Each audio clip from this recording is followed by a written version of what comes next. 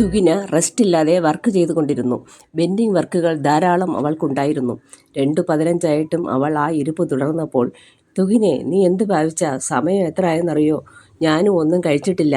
അതൊക്കെ പിന്നെ ശരിയാക്കാം, നീ ഇങ്ങ് വാ, വല്ലതും കഴിക്കാൻ വാ.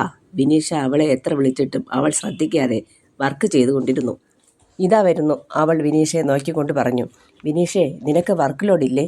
എൻ്റെ വർക്കുകൾ കിട്ടിയാൽ ഉടനെ ഞാൻ തീർത്തിരിക്കും. നിന്നെപ്പോലെ കൂട്ടിവെക്കാറില്ല. തുകനയ്ക്ക് ഒരു മെസ്സേജ് വന്നു. മോളെ, ഞങ്ങൾ ഹോസ്പിറ്റലിലാണ്. അച്ഛനും അമ്മാവനും SS ഹോസ്പിറ്റൽ അഡ്മിറ്റായി. വീട്ടിൽ പോകണ്ട. അമ്മ. വിനീഷ് ഈ മെസ്സേജ് കണ്ടോ? ഹോസ്പിറ്റലിൽ ഇന്നിനി HR ലീവ് തരുമോ? ലീവ് ഇൻഫോം ചെയ്യേ. നേരിട്ട് ചെന്ന് പോകുന്ന കാര്യം അറിയിക്ക്. ധൈര്യമായിട്ട് പോകൂ. പോകാതെ വർക്ക് ചെയ്യാൻ പോവാണോ? ആണെങ്കിൽ ഞാൻ വന്നാൽ മതിയോ എന്ന് അമ്മയോട് ചോദിക്ക്. നീ കളിയാക്കല്ലേ. ഞാൻ പോണു. എല്ലാവരും ആശുപത്രിയിലാണെന്ന്. അവൾ ഫോൺ ചെയ്ത് വിവരങ്ങൾ അറിഞ്ഞു. തുകിന തളർന്നിരുന്നു. അച്ഛനും രഘു അമ്മാവനും വളരെ സീരിയസ് ആണ്. നീയും കൂടെ വാ വിനീഷേ. എനിക്ക് കയ്യും കാലും വിറയ്ക്കുന്നു. ശരി, ഞാൻ വിനുവിനോട് പറയാം. അവനെയും കൂട്ടാം. ഞാൻ അങ്ങോട്ട് ചെല്ലട്ടെ?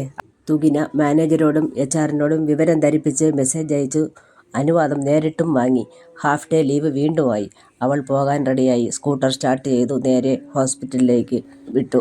ആശുപത്രി കോമ്പൗണ്ട് ബന്ധുക്കളെ കൊണ്ട് നിറഞ്ഞിരിക്കുന്നു. അച്ഛൻ്റെ ഫ്രണ്ട്സുകളും വന്നിട്ടുണ്ട്. അവൾ അന്തിച്ചു നിന്നു. ആൻറ്റിയും നിൽക്കുന്നു. രഘു അമ്മാവിൻ്റെ വൈഫ്. അവർ നെഞ്ചത്തടിച്ച് കരയുന്നു.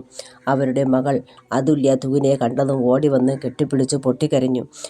അച്ഛൻ പോയടി. അവരെല്ലാം കൂട്ടക്കരച്ചിലായി. തുകിനെ അമ്മയെ തിരഞ്ഞു. അമ്മയെ കണ്ടില്ല. പുറത്തിരുന്ന് കരഞ്ഞു നിന്ന ലത ഓടി വന്നു തുകിനെ പിടിച്ചു. മോളെ, നീ വന്നോ? വാ. തുകിനെയും കൂട്ടിക്കൊണ്ട് റൂം നമ്പർ 10 എത്തി. അവൾ പല പ്രാവശ്യം മുട്ടി. കതക് തുറന്നു. പാറിപ്പറന്ന മുടിയും ഭീതി നിറഞ്ഞ നോട്ടവും കൊണ്ട് അമ്മ പറഞ്ഞു, നിന്റെ രഘു അമ്മാവൻ മരിച്ചു. ICUയിൽ കിടക്കുകയാണ്. ശ്വാസതടസ്സം കൊണ്ട് നിന്റെ അച്ഛൻ. പനിയൊക്കെ ഉണ്ട് മോളെ. വിഷാംശം ഉള്ളിൽ ചെന്ന്. രഘുവേട്ടനും ഉണ്ടായിരുന്നു കൂടെ. രണ്ടുപേരും വീട്ടിൽ വന്നു. ഒന്നും മിണ്ടും മുമ്പേ വീണു. നിന്റെ അച്ഛന് പനി കൂടുതലാണ്. ശ്വാസതടസ്സവും ഉണ്ട്. എന്തോ കഴിച്ചു വന്ന രോഗങ്ങളാണ് മോളെ. നമ്മൾ എന്ത് ചെയ്യും? രഘുവേട്ടനും പോയി. കൂടെ എനിക്ക് പോകാൻ വയ്യാത്ത അവസ്ഥ. നിന്റെ അച്ഛൻ ഈ തരത്തിൽ കിടക്കുമ്പോൾ ഞാൻ എങ്ങനെ പോകും മോളെ? അമ്മ സമാധാനിക്ക്. അച്ഛന് പനിയൊക്കെ മാറും. അമ്മാവിൻ്റെ ചടങ്ങുകൾക്ക് അമ്മയെ ഞാൻ കൊണ്ടാക്കാം. ഡോക്ടറോട് ചോദിക്കട്ടെ. ലത ചേച്ചിയെ നിർത്തിയിട്ട് നമുക്ക് രണ്ടാൾക്കും പോകാം. ഉടനെ ഇങ്ങ് കൊണ്ടാക്കാം. എൻ്റെ ഏട്ടൻ പോയല്ലോ. എനിക്ക് സഹിക്കാൻ പറ്റുന്നില്ല മോളെ. എല്ലാം ഓർമ്മ വരുന്നു മോളെ. ശല്യക്കാരനായി ഇപ്പോൾ എനിക്ക് തോന്നി. എനിക്ക് പല പ്രാവശ്യവും ദേഷ്യവും തോന്നിയിട്ടുണ്ട് മോളെ. മരിക്കണ്ടായിരുന്നു. മരിച്ചപ്പോൾ സഹിക്കാൻ പറ്റുന്നില്ല മോളെ. സുമ ഏങ്ങി കരഞ്ഞു.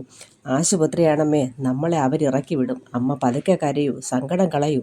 സങ്കടങ്ങൾ കരഞ്ഞു കളയണം. അച്ഛന് സുഖപ്പെടാൻ പ്രാർത്ഥിക്കണം. എന്തൊക്കെ കഴിച്ചോ ആവോ?